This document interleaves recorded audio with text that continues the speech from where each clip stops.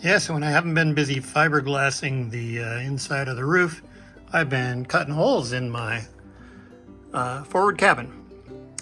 So let's see if I can get over here and show this. A couple of port lights over there.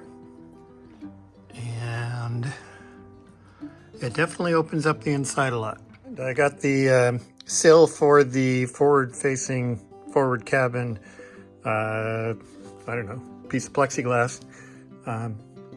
Put together, glued in, let it cure it overnight, sanded it up. This is a 1/4 inch, or is it 3/8 inch? Almost looks like 3/8 inch piece of dark plexiglass, same stuff that I used to rebuild the forward hatch. Another view with the windows all cut in and the front hatch open.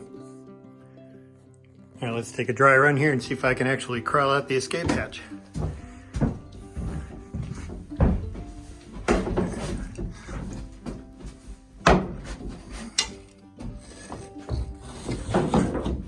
Woohoo! I can. I fit.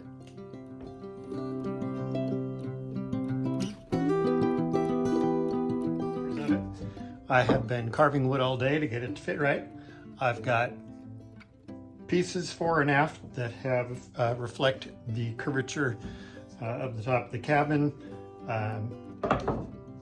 So it'll be flat on the top but curved and mate well on the bottom. Same thing for up front here. On the sides I have pieces that match right up here. My goal is to not have it flush, but to have it, I don't know, just so it doesn't stick out very far. And then I'll put a fillet along the side to give it a nice finished look. And of course, lots of silicone is appropriate to seal it up. And then this will plug into the top. So I've done dry fits and I'm ready to glue. And then I can let it dry overnight. All right, frame's all on. Gonna let it cure for the night. Then I'll come back and put a fillet around it.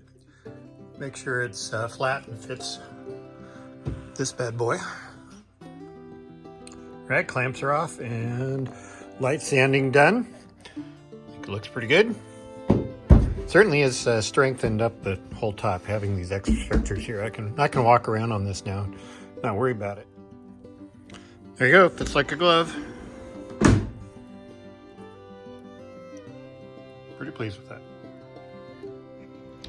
So what I'm doing here is using a drum sander on my cordless drill to round out the fillets. They were reasonably smooth, but not perfect at all. This gives it a quick circumference.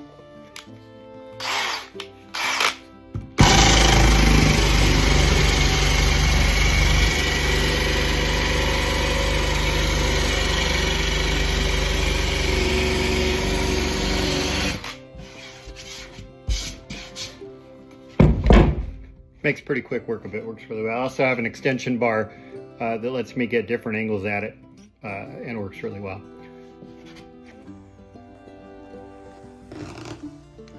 All right, this is what it looks like with the fillet. Smoothed out. Pretty good.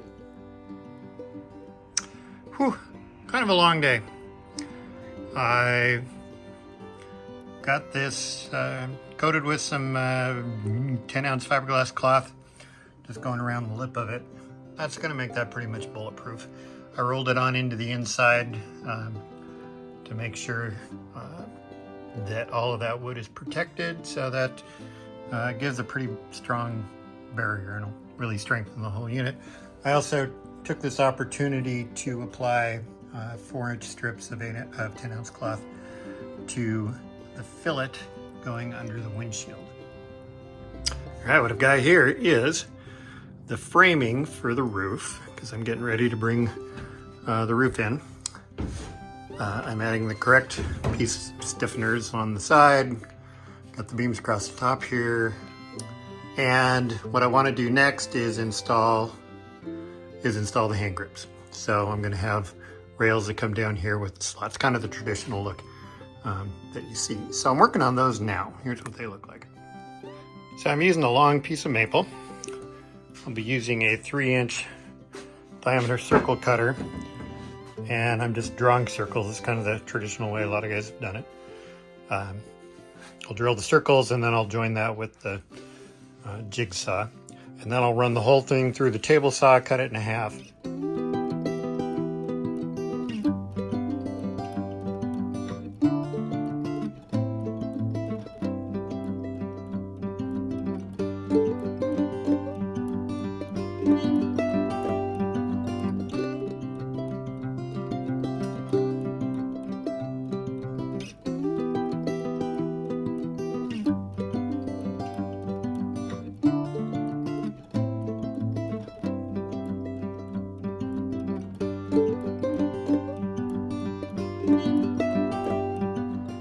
And here's what they look like clamped in. I can just see myself pitching down in a 3-foot sea going on tuna fishing.